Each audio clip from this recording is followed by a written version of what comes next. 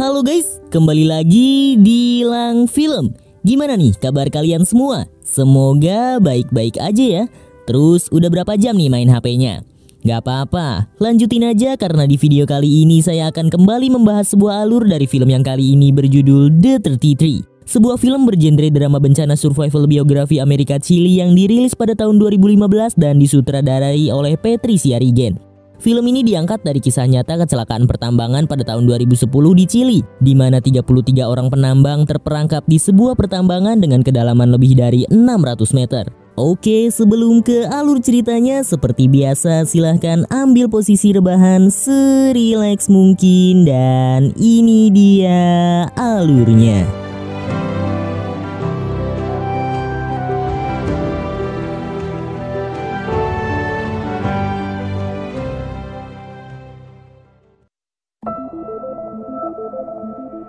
Film dibuka dengan memperlihatkan sekumpulan orang yang sedang berpesta. Mereka semua adalah seorang penambang. Mereka berpesta dalam rangka merayakan 45 tahunnya Gomez yang bekerja di dalam tambang itu, di mana besok adalah hari terakhirnya bekerja. Dalam pesta itu, mereka semua bahagia. Para penambang itu memang sudah seperti saudara satu sama lain. Lalu besoknya, ke-33 penambang akan segera berangkat bekerja. Mereka semua dalam perjalanan menuju tambang itu berada. Mereka semua bahagia dengan caranya masing-masing, dan mereka pun sampai di lokasi tambang. Kini, para penambang itu sudah siap untuk masuk ke dalam sana. Ada seorang anak baru yang bernama Carlos. Hari ini adalah hari pertamanya bekerja sebagai penambang, yang tampaknya membuat ia cukup gugup. Sebelum masuk, mereka sempat berdoa dulu agar diberi keselamatan di dalam sana. Pintu yang mereka masuki adalah satu-satunya pintu masuk dan keluar. Dan tambang itu memang sudah berpuluh-puluh tahun digali tak henti-henti. Jadi, usia tambang itu memang sudah sangat tua. Akhirnya, setelah 1 jam perjalanan, mereka pun sampai di kedalaman 520 meter. Sangat jauh dari apapun, apalagi menuju pintu keluar di atas sana. Mereka pun langsung memulai pekerjaan mereka. Sampai suatu ketika, salah satu di antara mereka melihat sebuah retakan besar di sana. Retakannya sangat besar, sampai membuat penambang itu ketakutan. Sampai akhirnya, tiba-tiba gempa besar terjadi. Semua penambang langsung berlari ketakutan menyelamatkan dirinya masing-masing. Mereka pun masuk ke dalam mobil untuk segera pergi dari sana. Tapi mereka tidak pergi ke atas, melainkan ke tempat penampungan yang letaknya lebih dalam dari tempat mereka sekarang. Karena mereka yakin di atas sudah runtuh semuanya. Jadi jalan menuju pintu keluar juga sudah tertutup. Dan akhirnya gunung yang mereka gali berpuluh-puluh tahun itu kini benar-benar runtuh.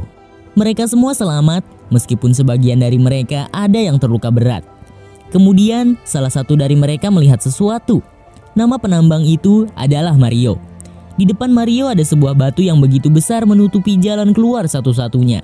Batu itu begitu besar sehingga membuat semua penambang itu terkagum-kagum melihatnya. Di sisi lain, kabar runtuhnya tambang itu sudah tersebar ke seluruh keluarga penambang itu masing-masing. Yang tentu saja langsung membuat mereka semua khawatir memikirkan nasib orang yang mereka sayang berada di dalam tambang itu. Hanya ada satu jalan keluar, yaitu menaiki tangga yang langsung menuju atas. Tapi itu juga terlalu berbahaya untuk dilakukan, karena gunung itu benar-benar masih tidak stabil. Tapi Mario tahu, jika ia tidak melakukan itu, maka semua bisa terkubur hidup-hidup di dalam sana. Para keluarga sudah menanti di depan tambang itu, menanti jawaban dari pemilik tambang, menanti kabar kalau orang yang mereka cinta mudah-mudahan masih hidup dan selamat. Salah satu di antara mereka yang bernama Maria terus saja menanyakan di mana tim penyelamat berada. Ia juga meyakinkan keluarga yang lain untuk tetap bertahan dan berdiam di sana guna meminta jawaban. Kabar itu bahkan sekarang sudah terdengar oleh Presiden. Menteri Pertambangan yang masih muda itu meyakinkan Presiden kalau pemerintah harus ikut membantu penyelamatan para penambang yang terjebak di dalam tanah. Meskipun tambang itu dimiliki oleh pihak swasta, tapi Menteri Pertambangan itu merasa punya tanggung jawab secara moral. Apalagi di dalamnya ada sekitar 33 penambang yang terjebak, meskipun belum diketahui keadaannya hidup atau sudah tewas. Tapi mencari tahu adalah hal yang perlu. Mereka yang di bawah sana terus mencari-cari alat komunikasi yang bisa memberitahu ke atas sana kalau mereka masih selamat. Tapi semua alat komunikasi sudah terputus. Hanya ada satu jalan lagi, yaitu tangga yang sekarang dinaiki oleh Mario dan temannya. Mario pelan-pelan terus menaiki tangga itu satu persatu meskipun begitu jauh. Sampai kemudian ternyata tak ada lagi tangga di atasnya. Mario tak bisa lagi melanjutkan perjalanannya menuju atas. Ia benar-benar sudah pasrah sekarang. Tak lama kemudian gempa susulan datang. Gempa itu meruntuhkan jalan satu-satunya menuju keluar. Kini satu-satunya jalan keluar pun tak bisa untuk dilalui. Sekarang mereka benar-benar terkubur hidup-hidup di bawah tanah dengan kedalaman 600 meter lebih. Mereka mulai ketakutan, berdoa agar mereka berhasil diselamatkan meskipun mereka tahu hal itu sangatlah tidak memungkinkan.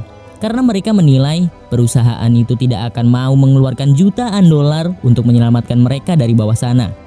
Keesokan harinya, menteri itu datang ke lokasi pertambangan. Para wartawan juga sudah di sana. Kabar itu bahkan sudah menyebar ke seluruh penjuru dunia. Maria meminta menteri itu untuk melakukan apapun demi menyelamatkan para penambang yang terjebak di dalam sana. Maria yakin mereka semua masih hidup. Lalu menteri itu menemui pihak yang bertanggung jawab dari pemilik tambang itu. Tapi ternyata pihak tambang memang tak bisa melakukan apapun. Karena begitu banyak uang yang harus dikeluarkan untuk menyelamatkan penambang dari dasar tambang itu. Lagi pula, kemungkinan selamatnya benar-benar kecil. Jelas, ketika menteri itu mengabarkan ke keluarga korban, mereka semua marah bukan main. Karena terlihat tak ada satupun upaya untuk menyelamatkan keluarga mereka. Para penambang sekarang malah ribut satu sama lain, merebutkan makanan yang memang hanya sedikit di tempat penampungan itu. Kemudian Mario langsung memisahkan mereka semua. Dan sekarang Mario lah yang menjadi pemimpin mereka, meminta mereka untuk berlaku adil satu sama lain. Makanan itu adalah satu-satunya cara untuk mereka semua bertahan hidup. Jadi, semua harus dibagi adil dan hanya satu kali sehari. Mereka akhirnya memilih Mario untuk memegang kendali atas makanan itu dan juga atas keselamatan mereka semua. Lalu presiden memanggil salah satu kenalannya yang sangat ahli dalam bidang pertambangan. Orang itu bernama Andre. Ia diundang untuk membantu menteri itu menyelamatkan ke-33 penambang yang terkubur hidup-hidup di dalam sana. Andre pun mulai menjelaskan semua rencananya untuk membantu mengeluarkan para penambang yang terjebak di dalam sana, yaitu dengan mengebor sebanyak-banyaknya karena kemungkinan besar setiap bor akan meleset menuju lokasi penampungan di mana para penambang itu berada. Namun, itu pun kemungkinannya hanya sedikit, tapi hanya itu satu-satunya cara yang bisa dilakukan. Di bawah sana, Mario mulai membagikan susu untuk mereka semua. Mario membagikan dengan seadil-adilnya agar semua kebagian dan semua bisa selamat. Tak ada yang lebih, tak ada yang kurang. Alat-alat bor itu kini didatangkan. Para keluarga korban senang bukan main, karena itu artinya masih ada harapan untuk para keluarga yang terkubur hidup-hidup di sana untuk bisa selamat. Lalu para penambang itu mulai mendengar suara bor dari atas.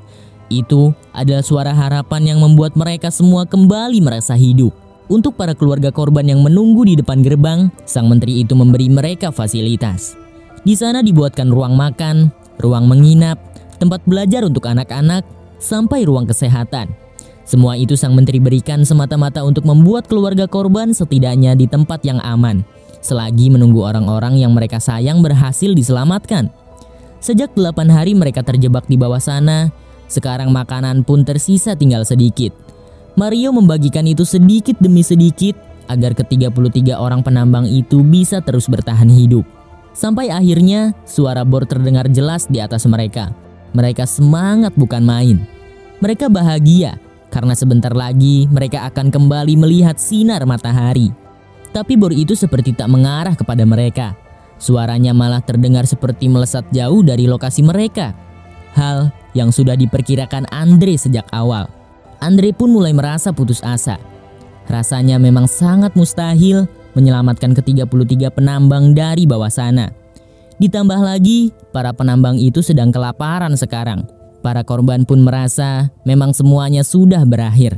Apalagi di antara para keluarga yang menanti di luar, ada yang sedang mengandung, di mana ayahnya menjadi salah satu dari ke-33 penambang yang terjebak di dalam sana. Sekarang, makanannya hanya tersisa 1 kaleng lagi. Bahkan Mario mencampur makanan itu dengan air agar sedikit lebih banyak, lalu membagikan itu semua ke teman-temannya yang rasanya sudah tak lagi punya harapan. Ditambah, itu adalah makanan terakhir mereka. Tapi tak lama kemudian ada seorang wanita datang menghampiri, membawa roti paling enak di muka bumi. Juga yang lain membawakan spaghetti terenak sepanjang masa. Masing-masing dari mereka didatangi orang-orang yang paling mereka cinta, lengkap dengan makanan kesukaannya masing-masing, termasuk Mario. Kini mereka semua bahagia, tertawa sambil memakan makanan yang begitu lezat dan banyak, seperti tak akan pernah habis jika dimakan terus-menerus. Tapi kita semua tahu kalau hal itu hanyalah imajinasi mereka. Keadaan sebenarnya hanya kebalikan dari itu semua. Di atas sana, Andre sudah memutuskan untuk menghentikan pengeboran itu karena memang sangat mustahil untuk dilakukan. Tapi sang menteri terus meyakinkan Andre agar jangan menyerah. Keluarga mereka menanti dengan penuh harapan di luar sana. Tapi sekali lagi Andre menegaskan, ini semua sudah berakhir. Malamnya, para keluarga korban mulai berdoa yang terbaik untuk ke-33 orang yang terjebak di bawah sana. Terjebak beratus-ratus meter di bawah tanah. Wajah mereka begitu sedih, takut, juga kesepian di saat bersamaan. Andre melihat itu, tapi tak ada apapun yang bisa ia lakukan. Menteri muda itu pun ikut berdoa bersama keluarga korban dan mengobrol bersama Maria, salah satu keluarga korban. Maria bilang manusia memang selalu gagal, seperti tak pernah belajar dari kesalahan. Dari situlah tiba-tiba menteri itu seperti mendapat sebuah ide gila untuk kembali dilakukan. Ditemani Andre, ia menyiapkan sebuah strategi untuk menggembor tanah dengan arah yang salah sejak awal. Dengan arah yang jauh dari lokasi ke-33 penambang itu berada. Ide itu memang gila, tapi Andre tahu itu mungkin dapat membuahkan hasil. Kemungkinannya juga akan lebih banyak, karena pengeboran memang akan diarahkan menuju batu raksasa yang menghalangi para penambang itu, dan membimbing alat bor itu sampai menuju tempat ke-33 penambang itu berada. Lalu pengeboran pun dilakukan. Ini adalah hari ke-17 mereka semua terjebak di bawah sana. Sepertinya memang tak ada lagi harapan untuk selamat. Sekarang semua sedang sekarat, menyiapkan dirinya masing-masing dalam keadaan terbaik untuk meninggal. Begitupun Mario. Pelan-pelan ia mulai memejamkan matanya sampai kemudian air dari atas menjatuhi muka Mario. Tetesan itu membuatnya terbangun, diikuti oleh suara bor yang begitu berisik. Lalu bor pun menembus dinding pegunungan itu, masuk ke dalam tempat di mana mereka berada. Mario langsung teriak memanggil teman-temannya. Mereka semua bahagia bukan main. Seketika harapan itu tumbuh kembali. Mereka memukul-mukul bor itu dengan besi yang kemudian suaranya didengar oleh menteri di atas sana. Untuk lebih meyakinkan, para penambang itu mengaitkan sebuah pesan di ujung bor itu. Kemudian pesan itu dibaca oleh menteri dan Andre.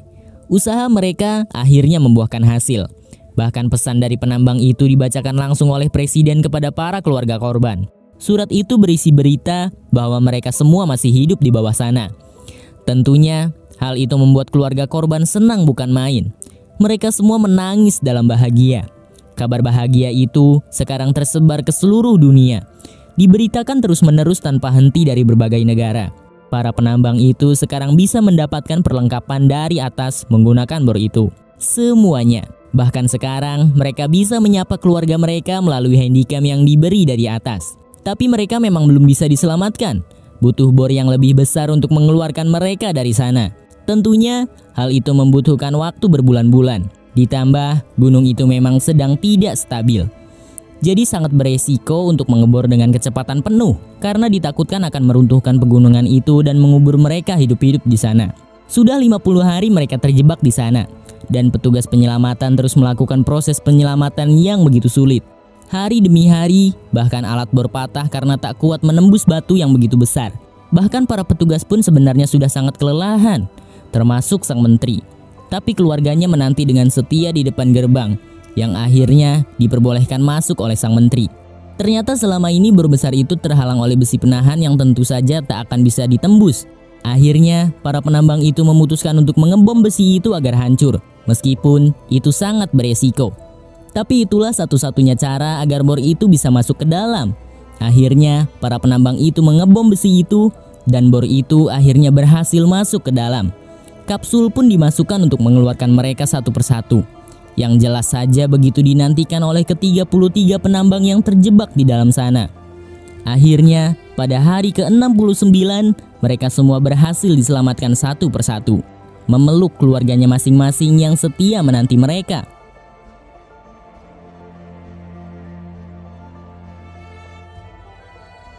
Kebahagiaan ini bukan hanya dirasakan oleh warga Chili, tapi juga dirasakan oleh seluruh dunia. Karena beritanya memang tersebar ke seluruh dunia dan menjadi pusat perhatian pada saat itu. Di akhir film, kita diperlihatkan ke-33 korban yang asli. Para penambang itu masih selalu berkumpul sampai sekarang. Bahkan mereka memang sudah menganggap seperti saudara satu sama lain. Dan film pun selesai.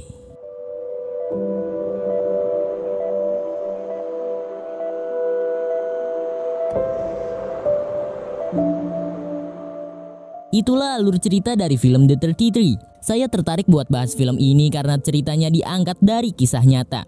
Sebenarnya banyak banget plot kecil yang gak bisa saya sampaikan di video ini. Padahal kalau disampaikan pasti bakal lebih seru. Tapi durasinya bisa panjang banget nantinya. Jadi kalau abis nonton video ini kalian mau nonton filmnya langsung, kayaknya kalian tetap bisa terharu walaupun udah nonton spoilernya. Oke, sekian dulu perjumpaan kita di video kali ini. Tetap produktif dan sampai jumpa di video selanjutnya.